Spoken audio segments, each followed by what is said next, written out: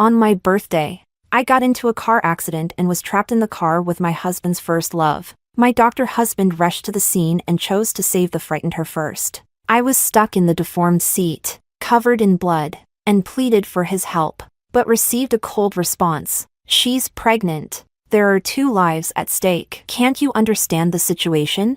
Later, his heroic act of saving her was recorded by a bystander and quickly uploaded online, garnering countless blessings. His friends all treated me as a joke, holding the video to my face with ill intent. Taunting, Margaret. You won't be that petty, right? Just off the operating table, I clutched the miscarriage notice in my hand and smiled indifferently. No, I won't. After all, this marriage, along with Bruno Liu, is something I don't intend to keep. Let her have it. Chapter 1. The moment the anesthesia wore off, the pain surged like a tidal wave. I lay in the hospital bed, pale and trembling uncontrollably, unable to withstand the searing agony in my chest that felt as if it had been pierced by a sharp weapon. In front of me, a video kept looping on my phone. At the scene of a car accident, a man rescued an injured woman in time. They looked into each other's eyes amidst the fireworks, their passionate gazes blending together. Picturesque and beautiful, the comment section was overwhelmed. A hero saving a beauty brought to life. So sweet! The lingering look in their eyes. Definitely true love. Crying. Handsome man and beautiful woman, they should be locked together with a lock. I'll swallow the key. Everyone praised them as a perfect match. If that hero wasn't my husband, Bruno, and if I wasn't the unconscious one at the scene of the accident, I could have calmly offered my blessings too, self-destructively pulling the progress bar repeatedly. I held back for a long time but still couldn't stop the tears from falling embarrassingly. Today is my birthday. Bruno had promised to celebrate it with me, but Camille just said, Bruno, my stomach feels a bit uncomfortable, and he turned around to pick her up without a second thought, to rush to the hospital in time. He anxiously stepped on the accelerator, causing an accident halfway. Because of Bruno's timely protection, Camille was only frightened. I, however, crashed into the car door due to his sudden turn and was trapped in the deformed back seat. Unable to move, my lower body suddenly bled profusely, and the sharp pain in my lower abdomen caused me to lose consciousness. When I struggled to call for his help, I received a cold response. Millie is pregnant. 2 lives. Margaret, can't you be more sensible at a time like this? Covered in blood, I was thunderstruck. It felt like my head was heavily hammered. Blanking out, through my blurred vision, he ran towards Camille without looking back. I heard him tell her not to panic, that he was there. His tone was gentle, with an imperceptible tremble. He was so afraid Camille might get hurt. Smelling the nauseating gasoline, I completely passed out. Fortunately, I survived, but at a terrible cost. Gently stroking my aching lower abdomen, I smiled self-deprecatingly and turned off the looping video. For a moment, it seemed meaningless, awakened again in the middle of the night by the pain. I couldn't bear it and got up to ask for some painkillers, but I bumped into Bruno in the corridor. Despite it being after work hours, he was still in his white coat, the hem disheveled, and his face weary. I calmly asked him, "Were you with Camille?" Bruno looked at me expressionlessly. "Margaret, I don't have time for your nonsense." He said it so calmly and steadily, without the slightest guilt of lying, but he couldn't hide the strong scent of gardenia all over him. That was Camille's favorite perfume. How intimate must they have been for the scent to cling so stubbornly? Looking at Bruno, I suddenly felt no emotion. "Let's get a divorce, Margaret. What are you making a fuss about this time?" Bruno's face changed. He said impatiently, "Just because I didn't celebrate your birthday?"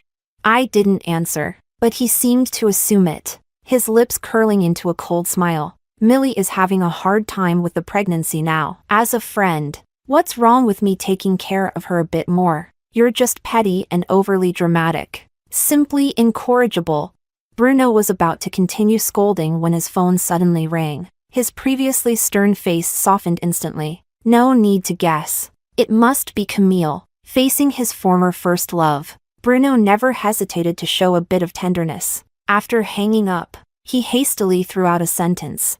I've been really busy lately. I'll make up for your birthday another day. Then he turned and left with big strides. Bruno was always like this. Every time he abandoned me for Camille, he would give me a sweet treat afterward to compensate. He couldn't see the pale hospital gown on me. Not a word of concern or worry. Even though I almost died in front of him, there was not a hint of guilt. His mind and eyes were full of Camille. I used to be trapped in a self-deceptive marriage, binding myself in a cocoon. But now, I am truly tired. I raised my hand to wipe away the coldness on my face, and I truly no longer felt sad. Chapter 2. No one would believe it if I said it. It was Bruno who pursued me initially. We met through a blind date, sharing some similar hobbies. Later, after chatting in detail, we discovered that our parents had been friends for many years. So, it was only natural that we stepped into the halls of marriage. I knew he had a first love whom he had been with for 7 years.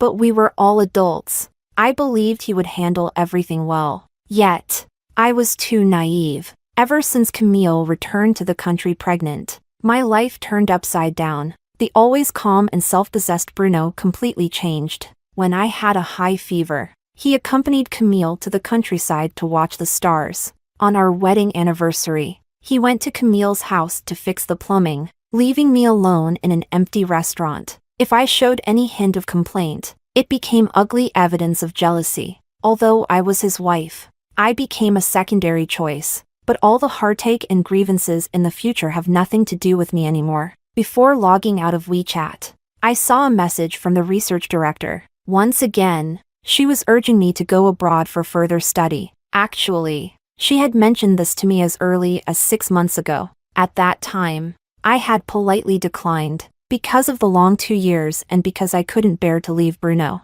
I just wanted to live a simple and stable life with him. But such a small wish, Bruno couldn't fulfill for me. I took a deep breath and called the director directly. Director Son, I wanted to ask, is the opportunity for overseas training you mentioned earlier still available? Maggie, have you finally figured it out? Director Son on the other end was stunned, then happily exclaimed, of course! I've kept this spot just for you. There's less than a month left. Can you get ready in time? I promptly made an online appointment for a divorce application. Don't worry, everything will be on time. This time, it's enough to get a divorce. Chapter 3. The next afternoon, I packed my things and called a cab to go home. By the time I got home, I was exhausted. I entered the guest room, lifted the covers, and fell into a deep sleep. I was awakened by the sound of knocking. Margaret! It was Bruno's voice. Unusually, it carried a hint of urgent annoyance. Unable to bear the noise, I reluctantly got up to open the door. Outside, Bruno was glaring at me angrily, his gaze full of reproach. Why was he suddenly so angry? I didn't understand. Yawning, I said, sorry, I was too tired and didn't hear you. Why didn't you call me when you were discharged? Bruno asked with deeply furrowed brows. I was quite surprised. There's no need to bother you for something so trivial. A car accident injury is considered trivial? Bruno looked at me with reproachful eyes. Margaret, did you deliberately harm yourself to spite me? How could you do something so reckless? Being scolded for no reason. In the past, I would have definitely argued with Bruno. But now, I just smiled calmly and serenely. You're overthinking. The doctor said I've recovered well and allowed me to be discharged. Thanks for your concern. My attitude was polite but distant. Bruno was stunned. He was about to speak when a woman's coquettish voice came from behind him. Margaret, you're home? Why didn't you tell me? In the middle of the night, Camille appeared in a cool camisole nightdress, looking completely at ease, as if she were the mistress of the house. Instinctively, I glanced at Bruno. He rubbed his nose, unusually uneasy. Millie's house suddenly had a leak, and since she's pregnant, I couldn't leave her alone. Pregnant women do need special care. I understand. Bruno was momentarily stunned. I smiled at him. Margaret, you're not angry?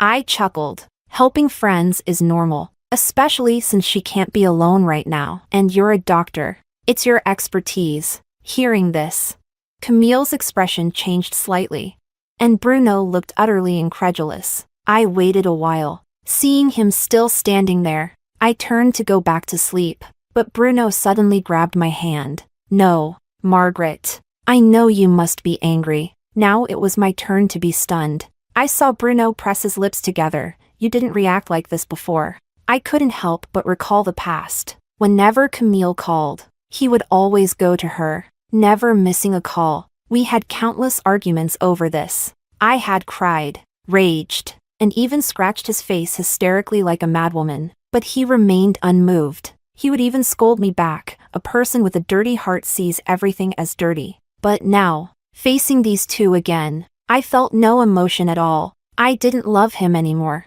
Naturally, I didn't care, so I politely withdrew my hand. It's late. Don't overthink it. Bruno stared at his hand, paused midair. Ah. Bruno. My stomach suddenly hurts. Camille suddenly clutched her abdomen, her eyes red, looking like she might faint any moment. Millie! Bruno shouted, his brows full of anxiety. He unabashedly held her in his arms, turning to glare at me. Margaret, I thought you'd change. But I was wrong. Being petty with a pregnant woman, aren't you afraid of karma? With a loud bang, he left with Camille, slamming the door. Such things had happened many times before, but this time, I felt no waves in my heart. I went downstairs, made myself a late-night snack, ate too much, and couldn't sleep. I lay in bed playing on my phone and accidentally saw Camille's post from 3 minutes ago. At the hospital, she leaned intimately on Bruno's shoulder. Bruno slightly bowed his head, his slender fingers gently stroking her protruding belly. The caption read, "My Bruno will be the best dad in the world." The comment section was buzzing. They were mostly mutual friends of Bruno and Camille. Some even tagged me to provoke me. I looked down at my flat belly, a self-mocking smile on my lips. I lightly tapped the screen and replied, "Congratulations on getting what you wished for." Chapter 4. In the days that followed, Bruno didn't come home. I enjoyed the peace and focused on my recovery. In the meantime, I contacted a lawyer and got a divorce agreement drafted. Before I knew it, it was time for my follow-up appointment at the hospital. I didn't expect to run into Bruno. The moment he saw me, his face turned cold. That post on Millie's WeChat was just a joke. You provoked her, and pregnant women are sensitive. If something happens to her and the baby, can you take responsibility? If something happens to her and the baby, Bruno's words suddenly reminded me. Memories I had tried to forget came rushing back. The car accident, the blood, the unconsciousness, the sympathetic look from the doctor on the operating table, and the form I forced myself to sign for the induced labor. I stood frozen, my heart feeling as if it were being torn apart by giant hands, the pain suffocating. Seeing me remain silent, Bruno assumed I felt guilty and grabbed my hand without further ado. Today, you must apologize to Millie and get her forgiveness. Though I had been resting for several days, the miscarriage caused by the car accident had left me weak and exhausted. Bruno forcibly dragged me into Camille's hospital room. It was crowded with people. As soon as they saw me, their faces showed disdain. These were the same people from the comments section that day. Upon entering the room, Camille casually mentioned she wanted to eat mangoes. Bruno's hands didn't stop moving. He normally didn't like eating fruit, and as a doctor, he was very particular about his hands. I remember once, during my period, I asked him to make me a bowl of brown sugar water, but he coldly refused. Margaret, I'm a doctor. My hands are very precious. Can't you order takeout?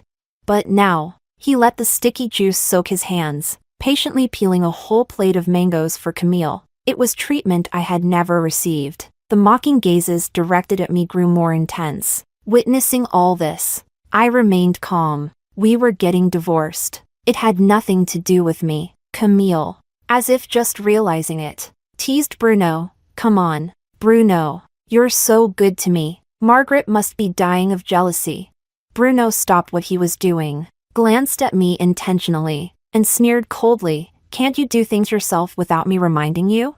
He then tossed a mango from the fruit basket at me. I instinctively caught it and placed it on the side table. Seeing my series of actions, Bruno looked momentarily stunned. I knew what he was surprised about. He had given me an out. and I hadn't gratefully accepted it. Someone rolled their eyes. Oh, she's gotten smarter. Knows how to retreat to advance. What a tactic! Hearing this, Bruno's stern expression inexplicably softened a bit. He continued peeling fruit for Camille, but his gaze kept lingering on me, as if trying to catch a moment of my losing composure. But I remained indifferent, staring out the window. Under the harsh lighting, his face darkened a bit. Seeing this, Camille's eyes glistened with tears as she cautiously said, "Margaret, if you mind, you can have all these mangoes." Her pitiful act made me look like the bad guy. This was Camille's usual petty tactic. She wanted to provoke me on purpose, waiting for Bruno to scold me, but I no longer cared. I smiled calmly, stood up, and was about to leave, but Bruno suddenly stood up and blocked my way. Frowning at me, "Margaret, why aren't you angry? What are you talking about?" I looked at him in confusion. His gaze became a bit frantic. "I'm taking such good care of Millie. Doesn't it bother you?" I replied politely, "You're friends. It's reasonable to care for each other." "No, it's not reasonable." Bruno pressed his lips tightly, his eyes reddening at the corners. "Why are you ignoring me? Not getting jealous? You weren't like this before." Next to us, Camille's expression nearly broke. "Bruno, what are you talking about? Shut up!" Bruno uncharacteristically shouted at Camille. Everyone was stunned. Even I was somewhat dazed. This kind of anxiety and restlessness. It used to be me. The commotion caught the attention of the ward doctor. He looked somewhat familiar. He was the doctor who had urgently treated me back then. Upon entering, he first asked me with concern, "Miss Gu, how have you been? Any more vaginal bleeding?" I hadn't had a chance to speak. Vaginal bleeding. "Margaret, do you have some kind of disease?" "Oh, should I not have asked?" Camille exclaimed in shock. She looked innocent and surprised, but her eyes were filled with malice. It even caught the attention of passers-by outside the door. The gazes directed at me were full of mockery and undisguised humiliation. But the next moment, vaginal bleeding in women, excluding pathological issues, is a normal physiological phenomenon. If you don't understand, just shut up and stop misleading people. The doctor scolded Camille, then turned to look reproachfully at Bruno. "Dr. Lou, your wife just had a miscarriage from a car accident. Her body is weak. How can you lose your temper at her as her husband?" Chapter 5. The ward doctor didn't stay long. After a few admonishments, he left the room. But even after 5 minutes, the room remained deathly silent. Everyone's eyes kept darting between Bruno and me, but no one dared to speak. Finally, Bruno broke the silence first. "You were pregnant and had a miscarriage. Margaret, why didn't you tell me?" "There was no need. I could handle it myself." Facing his expression of shock and anger, I brushed it off lightly. That little life was gone. There was no point in saying more. Seeing my indifferent expression, Bruno suddenly got angry. "Margaret, that was my child too. How can you say it was unnecessary?" His voice was hoarse, his face filled with disbelief, meeting his red-rimmed eyes. I sneered. "Are those crocodile tears?" I hadn't intended to mention the child. Our marriage was beyond saving, and a child wouldn't change that. I didn't want to disturb the child's peace or let them become a topic in a failed relationship. "But Bruno, you brought this on yourself. I don't mind cutting you with words, letting you taste the pain I felt. When the car accident happened, you were there. I was lying in a pool of blood, my knees full of glass shards, begging you to save me." "Bruno, what were you doing?"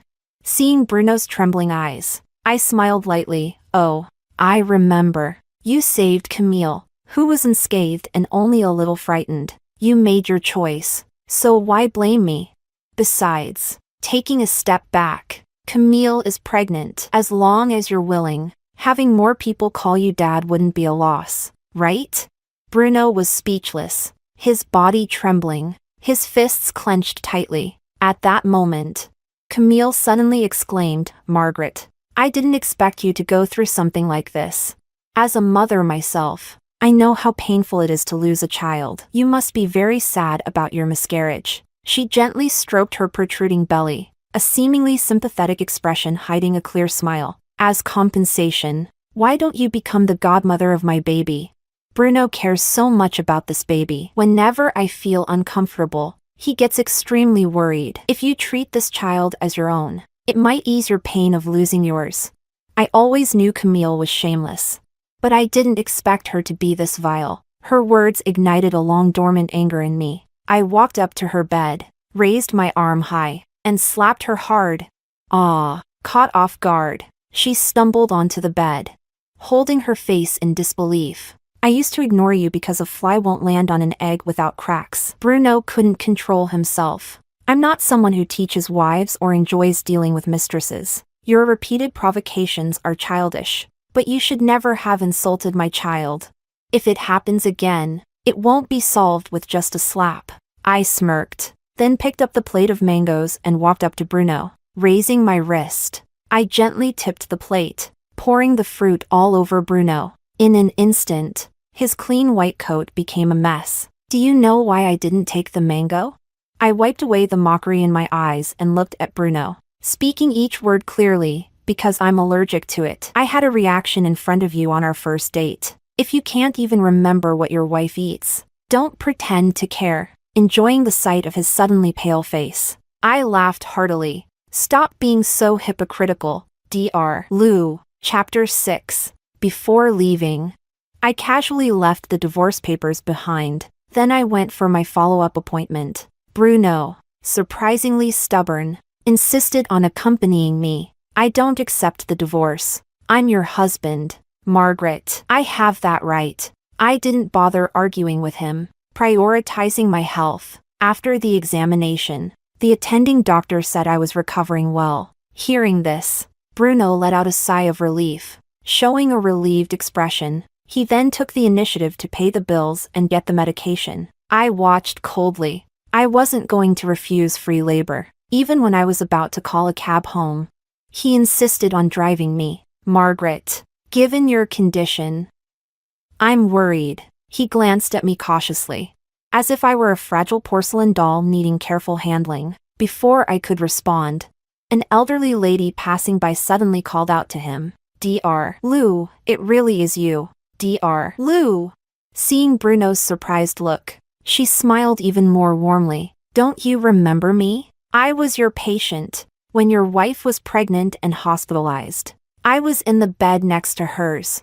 Oh my, I've never seen a man as wonderful as you, Dr. Lou. Despite your busy schedule, you always found time to be with your wife, serving her tea, massaging her cramping legs. It made me so envious. I hope my daughter finds a husband as caring as you when she gets married. The lady rambled on. Bruno was initially stunned, then looked at me in panic. His face was full of fear and anxiety. I listened calmly, feeling the weight of Bruno's meticulous care for Camille. After chatting for a good 5 minutes, the lady finally noticed me standing there. Oh, is this one of your patients, Dr. Lou? Oh, I'm so sorry for holding you up. I smiled but said nothing, not wanting to be associated with Bruno. We would soon be strangers after the divorce, but for some inexplicable reason, Bruno grabbed my hand, telling the lady earnestly, No, this is my wife. Oh, your wife. Wait, your wife.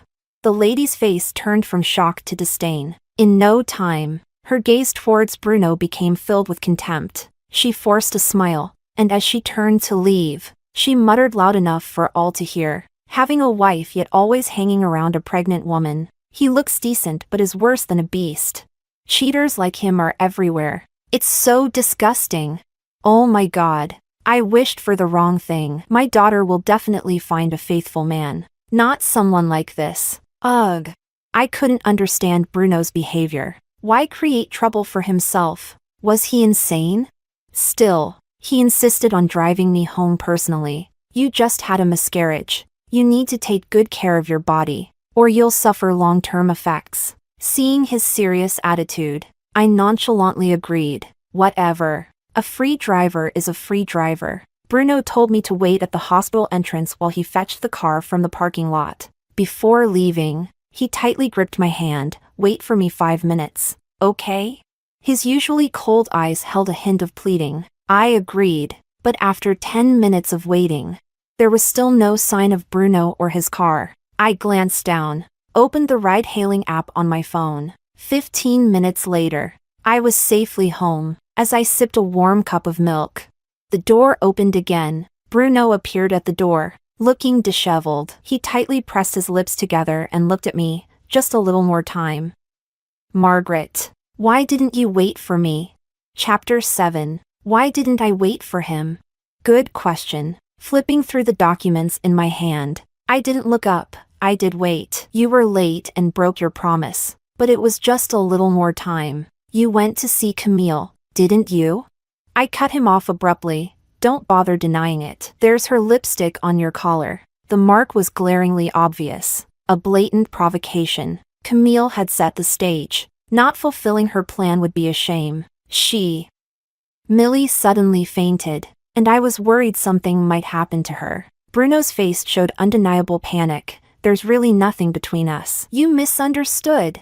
His hoarse voice carried a hint of barely perceptible grievance, as if I had caused him great sorrow, but I was the one truly suffering. I laughed bitterly, feeling an indescribable rage. You feel wronged over such a small thing? But Bruno, the pain I've endured because of you goes far beyond this. When we got married, you tearfully promised to make me happy for a lifetime, without shedding a tear. But in reality, all the suffering and humiliation I've endured were brought by you.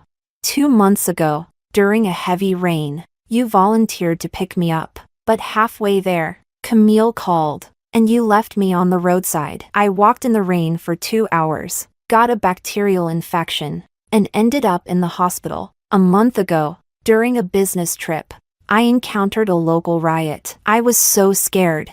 I took the earliest flight, 14 hours to get to you, seeking peace, only to find you hugging Camille, singing her a birthday song. A week ago, I was bleeding profusely, begging you to save me and our baby. I was so desperate. And what did I get in return?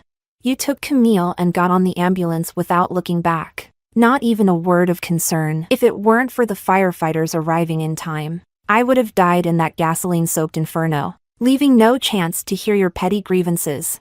Clenching my fists, I couldn't help but shout at Bruno. Tell me, Bruno, what right do you have to complain to me?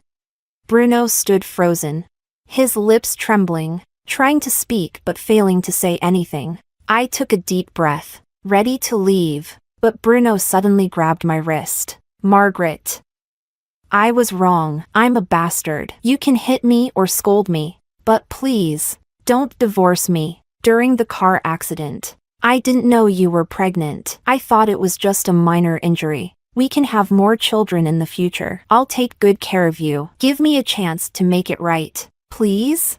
My response was a slap filled with all my hatred. Bruno, you're a real scumbag. I laughed mockingly, tears streaming down my face. So, even now, you haven't looked at my medical records. If you had, you'd know that I was hemorrhaging badly when you abandoned me. I went into cardiac arrest shortly after getting on the operating table. To save my life, the doctors had to replace almost all my blood and even remove my uterus. And now you hypocritically tell me we can have more children?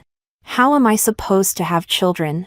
With each of my accusatory words, Bruno's expression grew more frantic. By the end, he looked utterly devastated, as pale as a sheet. I scoffed. If you truly feel guilty, remember to sign the divorce papers quickly and give me more money in the settlement. Leaving these words, I couldn't care less about Bruno's reaction.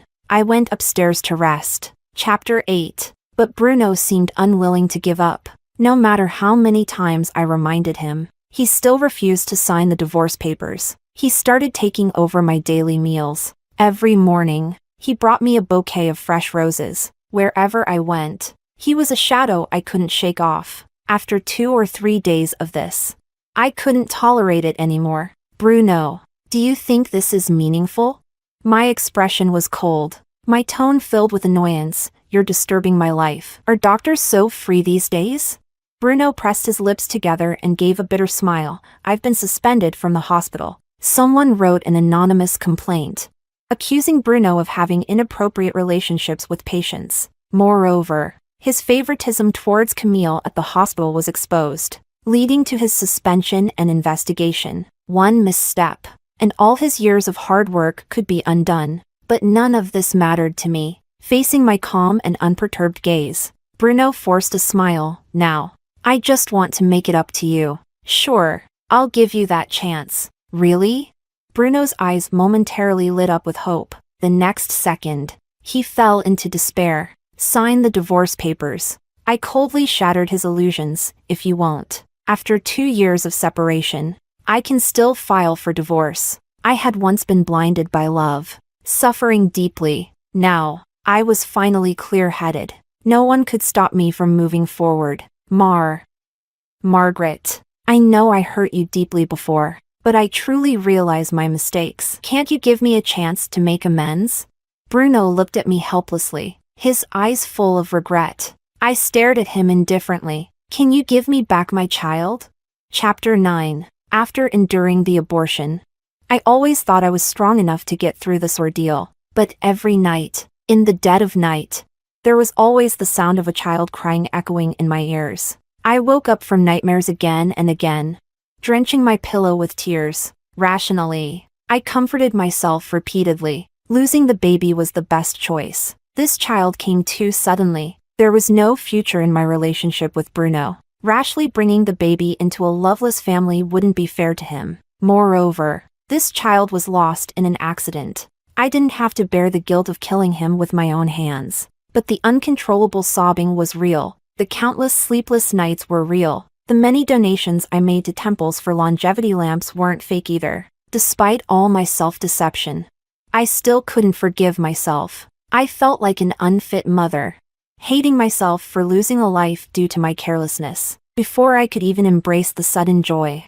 I had to taste the pain of separation. I hated myself, and I hated Bruno even more. Countless times, I imagined that if I had been rescued first that day, would the child who was destined to never be mine have safely entered this world? Would he have been a lively, active boy? Or a little girl who looked like me? I don't know, and I'll never have the chance to know. That night, Bruno stood in the living room all night. When I woke up the next morning, I found the floor downstairs littered with cigarette butts, and a divorce agreement with his signature on it. After finalizing the documents, I headed straight to the airport without hesitation, embarking on a future that belonged only to me. Daily training and study kept me incredibly busy. By the time I had settled down completely, half a year had passed. I reconnected with old friends back home and got an unexpected piece of gossip. Margaret, you wouldn't believe how miserable Camille's life is now. After the divorce, to avoid unnecessary trouble, I announced it on social media with the excuse of the feelings have faded. Returning to being friends. There's no need to be too harsh in the adult world. But Camille couldn't resist flaunting and provoking. A busybody dug up the dirt on her and Bruno. Not all friends were as clueless and brainless as their mutual friends. Many were indignant and stood up for me. Suddenly, their reputations were in shambles. And just as Camille was about to give birth, the child's father was finally identified. A wealthy woman came forward, accusing Camille of being a shameless mistress and had people beat her until she miscarried and bled profusely. In her final month of pregnancy, it was touch and go whether she would survive. Even though the doctors saved Camille's life, the baby was gone. She was left with permanent damage, bedridden for life. She didn't even have a chance to seek justice. That wealthy woman was ruthless, using mentally unstable people to attack Camille. A few medical records let them easily escape prison time. As for Bruno, he was caught by the disciplinary committee amidst the chaos and dismissed. No one knows where he's working now. Probably some obscure clinic as an assistant. It's said that his life is even more miserable and humiliating. But none of this matters to me anymore. After hearing the gossip, I stretched and continued to immerse myself in my studies. After that, I heard no more news from homeland.